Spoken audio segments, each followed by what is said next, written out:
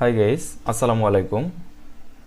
Windows 11 যারা use করছেন, মনে হয় আমার মতো এই প্রবলেমগুলো সবাই ফেস করছেন। আমরা যখন মাউসের রাইট বাটন ক্লিক করি, তখন এই ডকুমেন্টগুলো, এই অপশনগুলো খুব দেরি করে আসে।